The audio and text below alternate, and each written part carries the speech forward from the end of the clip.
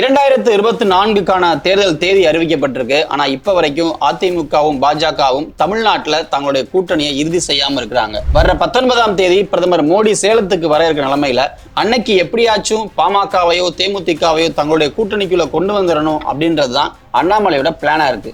ஆனா அதற்கு நேர்மாறாக எடப்பாடி எப்படியாச்சும் தேமுதிகவை தன்னோட கூட்டணிக்குள்ள கொண்டு வந்துடணும் அப்படின்ற முடிவோட பேச்சுவார்த்தை நடத்திக்கிட்டு இருக்காரு.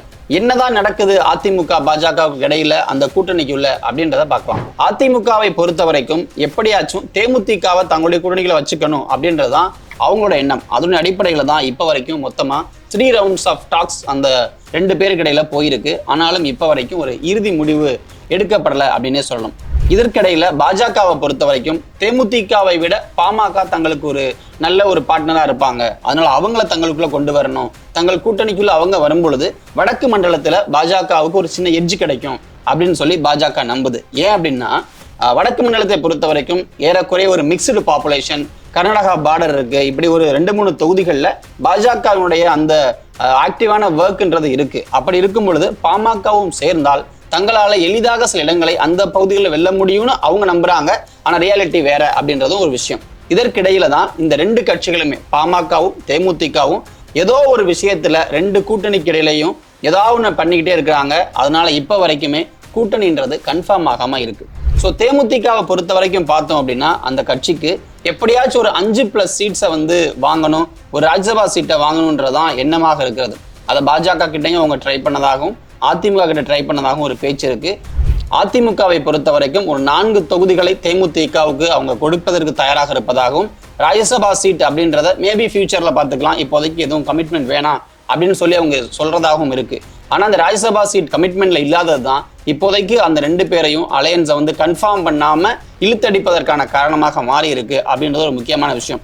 ஆனா எலெக்ஷன் டேட் அனௌன்ஸ் பண்ணியிருக்கிறதுனால எடப்பாடி பழனிசாமியை பொறுத்த வரைக்கும் வேட்புமனு தாக்கல் தொடங்குவதற்கு முன்பாகவே இந்த பார்ட்னர்ஷிப்பை முடிக்கணும், அலையன்ஸை முடிக்கணும் அப்படின்னு அவர் ட்ரை பண்ணிட்டு இருக்காரு. ஓகே, பாஜக என்ன பண்ணுது அப்படின்னு பார்த்தோம் அப்படின்னா வர்ற 19ஆம் தேதி சேலத்துக்கு பிரதமர் மோடி வர்றாரு. அப்படி மோடி வரும்பொழுது ஒரே மேடையில் பாமகவை மோடியோடு சேர்த்து ஏத்தணும் அப்படின்னு அண்ணாமலை ஒரு பிளான் பண்ணிட்டு இருக்காரு. ஆனா பாமகவை பொறுத்த வரைக்கும் தங்களுக்கு ஒரு 10+1 அதாவது 10 லோக்சபா சீட்டு, ஒரு ராஜ்யசபா சீட் அவங்க கேட்கிறதா நிறைய இடங்கள்ல செய்திகள்ல வெளியாச்சு. ஆனா பாஜக கூட்டணியில 7 சீட்டு வரைக்கும் தான் கொடுக்க முடியும் அப்படின்றது அவங்க எண்ணமாக இருப்பதாகவும், அதோடு அமைச்சர் பதவி இல்லை இந்த ஒரு ராஜ்யசபா சீட் அப்படின்றதுல ஒரு கமிட்மெண்ட்டை இப்போதைக்கு வச்சுக்க வேண்டாம் அப்படின்றதும் தான் பாஜகவோட நிலைப்பாடு இருக்கதா பேசப்படுது.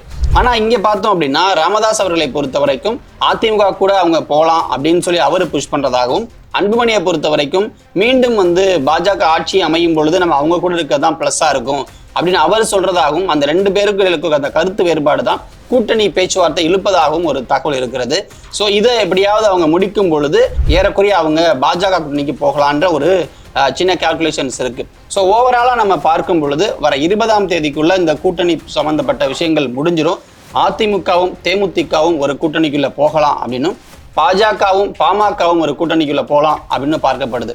ஏன் அப்படின்னா தேமுதிகவை சற்று தங்களுக்கு உதவக்கூடிய ஒரு பார்ட்னரா அதிமுக பார்க்குது.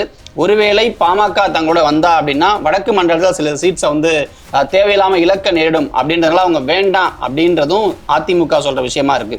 எடப்பாடி பழனிசாமி கூட இந்த விஷயத்த பேசும் பொழுது நாங்கள் தேமுதிக கூட மட்டும்தான் இப்போ வரைக்கும் பேசிக்கிட்டு இருக்கோம் அப்படின்னு ரொம்ப ஸ்ட்ரைட்டாவே சொல்லியிருந்தாரு. அது பாஜகவுக்கான சிக்னலாக கூட இருக்கலாம் அப்படின்றது மற்றொரு கருத்து.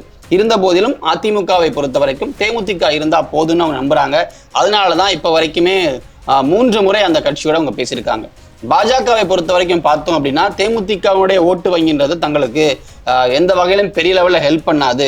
ஆனா பாமக உள்ள வரும்பொழுது அட்லீஸ்ட் ஒரு டீசெண்டான நம்பர்ஸையாவது வாங்க முடியும், குறிப்பிடத்தக்க இடங்களில் தங்களை வளர்த்துக்க முடியும் அப்படின்னு நம்புது.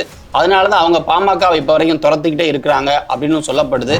ஆனாலும் அந்தந்த கட்சியில் வைக்கக்கூடிய டிமாண்ட்ஸ் தான் 2 முக்கிய கட்சிகளையுமே அடுத்தடுத்த ரவுண்ட் ஆஃப் டாக்ஸுக்கு உந்தி தள்ளி கொண்டு இருக்கிறது.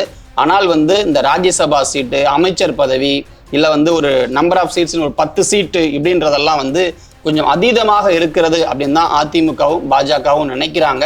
அதனாலதான் இந்த அலையன்ஸ் டாக்கை அடுத்தடுத்து அவங்க நகர்த்திக்கிட்டே இருக்கிறாங்க. ஆனா இதை முடிங்க அப்படின்னு சொல்லாம சொல்லியிருக்கிறது தேர்தல் ஆணையத்தினுடைய திடீர் அறிவிப்பு. இந்த அறிவிப்பு காரணமா 20ஆம் தேதிக்குள்ள 2 பேருமே இந்த கூட்டணி பேச்சுவார்த்தையை முடிக்க திட்டமிட்டு இருக்காங்க.